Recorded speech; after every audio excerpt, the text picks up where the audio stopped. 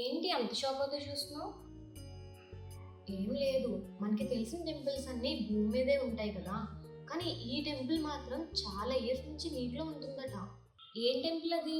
అసలెక్కడుంది? హిమాచల్ ప్రదేశ్‌లోని కాంగ్రా జిల్లాలో ఉన్న కోంగ్డమ్ రిజర్వాయర్ మధ్యలో ఈ గుడుంది. దాని పేరు బాతు కి లడి. మరి నీటిలో ఉంటే ఎలా దర్శించుకుంటారు? అదే దానిలోని ప్రత్యేకత. అసలు ఏ దేవుడి టెంపుల్ అది? ఇదొక శివాలయం. సంవత్సరంలో దాదాపు 8 నెలలు పూర్తిగా నీటిలో మునిగిపోయి ఉంటుందట. ఆ టైంలో మనం ఎక్కడ చూసినా నీళ్ళే కనిపిస్తాయి. కానీ సమ్మర్‌లో మార్చి నుంచి జూన్ వరకు వాటర్ లెవెల్ తగ్గినప్పుడు ఆ టెంపుల్ మెల్లగా బయటపడుతుంది. అప్పుడు మాత్రమే మనం దర్శించుకోగలం. చాలా అమేజింగ్‌గా ఉంది. అసలు ఆ టెంపుల్‌ని ఎవరు కట్టించారు? ఎప్పుడు కట్టించారు? ఈ టెంపుల్ 5,000 సంవత్సరాల నాటిదట. మహాభారత కాలంలో పాండవులు తమ అజ్ఞాతవాస సమయంలో ఇక్కడే ఉండి స్వర్గానికి మెట్లు నిర్మించడానికి ప్రయత్నించారట.